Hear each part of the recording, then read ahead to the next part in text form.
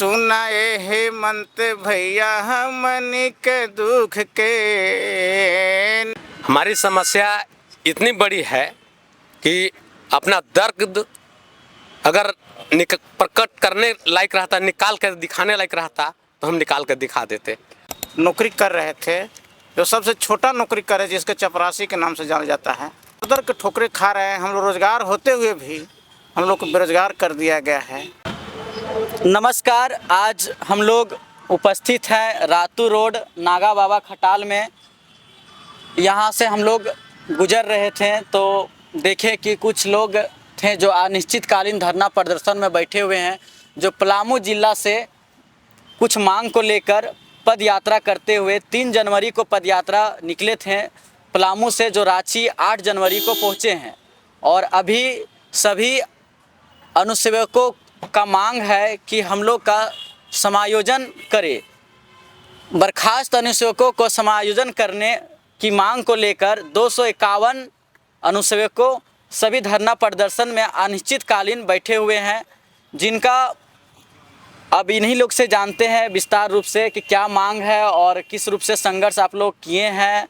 इतने कड़ाके ठंड में, हल्की तो ठंड कम हुई है लेकिन उतनी भी कम नहीं है, जहां सब रजाई और कंबल का सहारा लेना पड़ता है घर में, वहां इस कड़ाके ठंड छोटी मोटी टेंट में किसी तरह से गुजार रहे हैं। तो ये बहुत दुर्भाग्य की बात है। और हमारी झारखंड के अगुआ सरकार है और अगुआ की बात करती है, और जिस पलामू डिस्ट्रिक्ट में आते हैं वहाँ से हमारे अगुआ सरकार की अच्छी फ्लोवर्स हैं। तो ये बहुत दुर्भाग्य की बात है और सोचने पर मजबूर करती है, क्योंकि सरकार जब अपना हो तो उम्मीद थोड़ा सा होता है कि क्यों नहीं, अपने तो अपने होते हैं और घर अपनों से ही बनता है था। लेकिन जब अगुआ सरकार, अपनी सरकार, जब झारखंड की सरकार है तो उम्मीद तो थोड़ा सा है। बाकी जानते हैं, इन्हीं लोग से बात करते हैं। आप अपना शुभ नाम बता दीजिएगा। जी, प्रेम कुमार नाम हुआ मेरा, पलामू का बर्खास्त अनुसेवक हैं। और अभी आप जो बोल रहे हैं 251 यात्रा करके आए हैं, नहीं, उसमें भी बहुत बड़ा दुर्भाग्य बात है हम लोगों का कि जब बर्खास्त हुए हम लोग तो हमारा 2 साथी जो हैं हार्ट अटैक से डेथ कर गए हैं। तो 2 का संख्या कम हो गई है। और आप पूरी बात को जो कहे, यात्रा करके अभी तक हम लोग यहाँ तक आए हुए हैं, और इस जो सज़ा हम लोग काट रहे हैं वो झारखंड की सरकार और इनके लापरवाह पदाधिकारियों का देन है, जो इंडिया लेवल के एग्ज़ाम क्वालिफाई करके IAS IPS बैठे हुए हैं। परीक्षा समिति कमेटी में उन्हीं लोग रहते हैं, और जो ये हमें हवाला दे रहे हैं कि आपकी विज्ञापन गलत थी और विज्ञापन में सीटों की संख्या नहीं दर्शाया गया था, जिसके कारण आपकी नियुक्ति को रद्द किया जाता है, आपको नौकरी से हटाया जाता है। तो मुझे माननीय मुख्यमंत्री जी से यह आग्रह करना है कि श्रीमान, नियमावली बनाना और बहाली प्रक्रिया को करना हमारी जवाबदेही नहीं है। आपकी राज पार्टी में हम लोगों ने सेवा दिया, इससे पहले हमारे साथी लोग कैजुअल धारी बन करके, जिसको डेली वेजेज कहते हैं, मतलब बिना नौकरी के ऐसे ही जो भी मिल जाए उस पे आपको 15 साल 20 साल सेवा दिया। उसके बाद 2018 में 100 साथी को इस नौकरी में समायोजन करके उसको सरकारीकरण किया गया, उनके साथ भी वही हाल हुआ। आज हम लोग बेरोजगार हैं, 10 महीना से भोजन पानी के लाले पड़े हैं, बच्चों का फीस नहीं, किताब नहीं, माँ बाप का दवाई नहीं।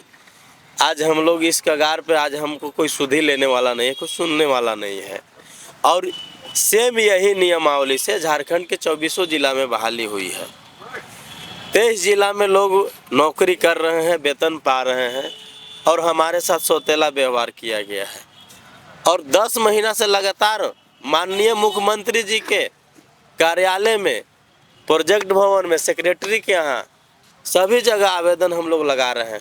फिजिकली आवेदन लगाए, लेटर के माध्यम से लगाए, ईमेल के माध्यम से लगाए, मुख्य सचिव के हाथ में हम लोग लेटर जाके दिए। और एक चीज़ और आपके चैनल के माध्यम से बताना चाहते हैं कि हम लोग जिस जिला से आते हैं, इस राज्य का वित्त मंत्री हमारे ही जिला का निवास करने वाले हैं, श्री राधा कृष्ण किशोर जी, जो उनके पास भी हम लोग बार बार आवेदन देने का प्रयास कर रहे हैं कि राज्य में मुख्यमंत्री के बाद वित्त मंत्री का बहुत ही जिम्मेवार पोस्ट होता है, जिम्मेवार स्थान होता है, और वो माननीय मुख्यमंत्री जी से इस बात को रख करके अपने परिवार, हम लोग उनके बच्चे हैं, उनके एक भाई यहाँ पे देखिए बैठे हुए हैं, सब अपना परिवार है, उनके विधानसभा के क्षेत्र के गरीब दलित के बच्चे इसमें हैं, करीब 50-60 बच्चे उनके विधानसभा से आते हैं, और इस पर कोई पहल अभी तक नहीं किया जा रहा है।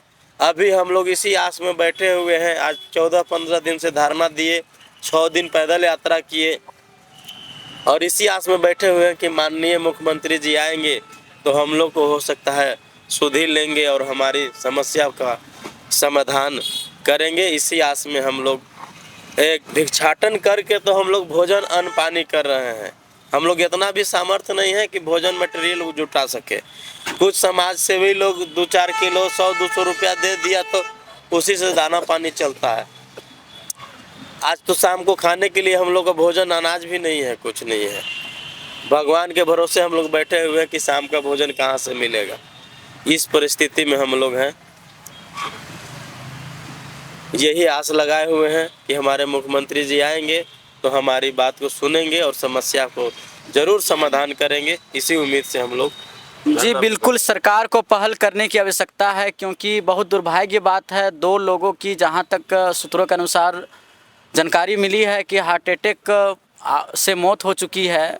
जैसे भाई साहब ने अभी बताए हैं, ये बहुत दुर्भाग्य बात है कि मौत हो जाना, और बहुत संघर्ष है। 100 कुछ किलोमीटर है ना, कितना दूर? 180 किलोमीटर 180 किलोमीटर लगभग पदयात्रा करके आना इतना कठिन परिश्रम है कि पता नहीं, हम लोग सोच भी नहीं सकते हैं। और प्लस ये हम लोग डाल्टनगंज से भिक्षाटन करते हुए आए हैं। रास्ते में आ भी रहे थे तो कुछ लोग जो समझते थे हम लोगों को देख करके, स्थिति परिस्थिति को देखते हुए, इसमें जो भी भिक्षा मिलता था हम लोग उसी से भोजन पानी करते हुए अभी तक किसी तरह से समय को काट रहे हैं। 10 महीना से 1 रुपया हम लोग को कहीं से आना नहीं है। अब उम्र के इस पड़ाव में है कि हम लोग को कोई काम भी नहीं मिलता है। देखिए, इस डब्बे को हम लोग देख रहे हैं, भिक्षाटन कार्यक्रम के माध्यम से भिक्षा मांग मांग के यहाँ तक, रांची तक, पलामू जिला से पहुँचे हैं। और इसमें अगर देखा जाए तो अभी भी कुछ ज़्यादा पैसे नज़र नहीं आ रही है। और क्या स्थिति है, अब आज रात में क्या भोजन करेंगे उसकी भी व्यवस्था नहीं है। तो देख सकते हैं कितनी दुर्भाग्य की बात है। सरकार को जल्दी से जल्दी पहल करना चाहिए और वार्तालाप करना चाहिए। जो भी समस्या है इनका समाधान निकालना चाहिए। प्लस और कुछ और ऐसे साथी हैं, हाँ कुछ, हाँ जिनको बैंक का इतना दबाव है और उनकी टेंशन से डिप्रेशन में चले गए हैं। कुछ लोगों का हार्ट इफेक्ट हो रहा है, कुछ ऐसे परिस्थिति में है अभी। और आते समय हम लोग जो पैदल यात्रा में आ रहे थे, 2 साथी को एक्सीडेंट हो गया है रोड पे। चूँकि हम लोग चल रहे थे, गाड़ी वाला मार दिया है, एक जगह पैर टूट गया है, एक जगह हाथ टूट गया है। इस परिस्थिति को हम लोग झेल करके आज 14-15 दिन से धरना प्रदर्शन में लगे हुए हैं और बहुत ही दयनीय स्थिति से हम लोग गुजर रहे हैं। आप जरा बताइएगा, आपका नाम क्या हुआ? संजीव कुमार पांडे नाम हुआ। अनुसूचित पद पे शिक्षा विभाग में थे। शिक्षा विभाग में थे। आप किस विभाग में थे? स्वास्थ्य विभाग में थे। एनएम ट्रेनिंग स्कूल है सदर अस्पताल पलामू में, वहीं पे पोस्टेड थे हम। आप जरा बताइए, हमारे मुख्यमंत्री के भाई साहब कौन हैं, थोड़ा दिखाइए। वित्त मंत्री। ओ, वित्त मंत्री के भाई साहब हैं। अच्छा, ठीक है, बताइए। आप हमारे वित्तीय मंत्री राधा कृष्ण किशोर जी का आप भाई हुए ना? देखिए, आपका नाम, पहले शुभ नाम बताइए। मेरा नाम हृदय नारायण पासवान उर्फ पिंटू पासवान। मैं पलामू जिला का रहने वाला हूं और सामुदायिक स्वास्थ्य केंद्र पांकी में पोस्टेड थे स्वास्थ्य विभाग में। किस प्रकार की समस्या को आप लोग को झेलना पड़ रहा है, किस टाइप के? हमारी समस्या इतनी बड़ी है कि अपना दर्द अगर प्रकट करने लायक रहता, निकाल कर दिखाने लायक रहता तो हम निकाल कर दिखा देते। समझिए कि हमारा घर परिवार 251 नहीं 251 घर उजड़ चुका है और खाने के लिए मुमताज है, पढ़ाई लिखाई अवरुद्ध हो चुका है। और हम इस घड़ी में हैं कि ये परमात्मा ही उसका निदान करेंगे। और हमारे वित्त मंत्री जो पलामू जिला उनका गृह घर है और हम सबों भाई हैं, कोई चाचा है, भतीजा है, कोई चाचा लगते हैं, भाई लगते हैं, दादा लगते हैं, उनका गृह घर है। और उन्होंने आश्वासन दिए कि ठीक है हम लगे हुए हैं, पूरा प्रयास है कि आप लोग को हम समायोजन करने के लिए मुख्यमंत्री जी के प्रस्ताव रखे हुए हैं। और मुख्यमंत्री महोदय से भी, माननीय मुख्यमंत्री महोदय से भी मिले तो वो भी बोले कि आप लोग का बात संज्ञान में है, हम प्रयास कर रहे हैं कि आप लोग को समायोजन कराएंगे। जी बिल्कुल समायोजन होने की आवश्यकता है, क्योंकि आप लोग सही एक बात बोल रहे हैं कि 251 लोग नहीं, आप लोग घर का कहीं ना कहीं मुखिया ही होंगे। और 251 घर उजड़ जाना बहुत दुर्भाग्य की बात है। और सही अभी इस महंगाई में बच्चे का लालन पोषण से, पढ़ाई लिखाई से, सभी समस्याओं का आप लोग का सामना करना पड़ रहा होगा। चलिए और बात करते हैं और साथी से आप अपना शुरू। मैं संजय राम बर्खास्त स्वयंसेवक पलामू जिला से हैं। किस विभाग से थे? हम शिक्षा विभाग हरियागंज में थे। अच्छा। तकरीबन हम लोग 7-8 साल तक नौकरी में थे, उसके बाद डायरेक्ट हटा दिया गया है। अभी हेमंत सोरेन सरकार के द्वारा 2026 में घोषणा किया गया है पूरा झारखंड में कि हम बेरोजगारों को, जो बेरोजगार हैं, मैं सभी को 50,000 नौकरियाँ दूंगा। मैं उनसे निवेदन पूर्ण करना चाह रहा हूं कि हेमंत सरकार, आप है कि 50,000 नौकरियां देने के लिए बोल रहे हैं, बेरोजगारों का रोजगार देने के लिए बोल रहे हैं, लेकिन हम लोग 7 से 8 साल तक विभिन्न कार्यालय और दफ्तरों में जो हम लोग नौकरी कर रहे थे, जो सबसे छोटा नौकरी करे जिसके चपरासी के नाम से जाना जाता है, तो छोटा कन बोलते हैं, हम लोग को एक लाइन में हम लोग को हटा दिया गया है। अभी श्रीमान विदेश यात्रा में हैं, वहाँ पर निवेशों की बात कर रहे हैं, स्टील कंपनियाँ लगाने की बात कर रहे हैं। हम लोग इस राज्य के हैं, इस ऐसे ज़िला से हैं जो घोर उग्रवाद प्रभावित क्षेत्र है, ग्रामीण क्षेत्र है जहाँ गरीबी चरम सीमा पर है, उस ज़िला से हम लोग निवास करने वाले हैं। और हम लोग दर दर के ठोकरें खा रहे हैं। हम लोग रोज़गार होते हुए भी हम लोग को बेरोजगार कर दिया गया है।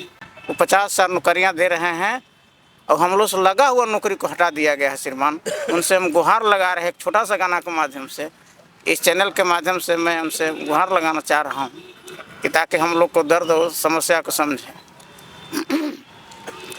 नौकरियाँ दे दहर हाल में, ई जीवन ओ बचल हर हाल में।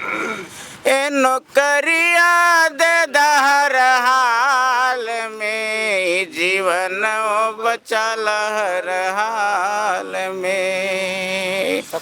ए नौकरियाँ दे दहर हाल में, जीवन ओ बचल हर हाल में। लगाई के नौकरिया हमनी के सरकरिया, हटाई दिल कवन गुनाह में।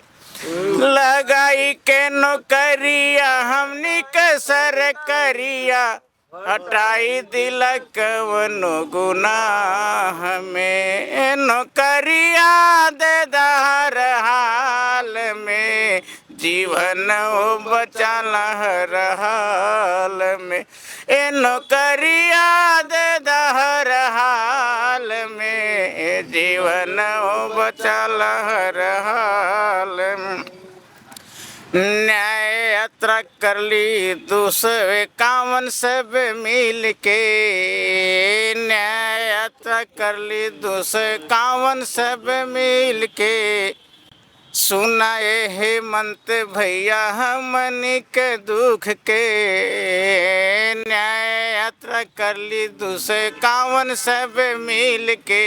सुनाए हेमंत भैया हमनी के दुख के दे दान करिया यही बा बिनतिया बिनती करीला कर जोड़ हो दे दान करिया यही बा बिनतिया बिनती करीला कर जोड़ हो ए नौकरिया दे दहर हाल में जीवन बचाला हर हाल में ए नौकरिया दे दहर हाल में जीवन बचाला हर हाल में।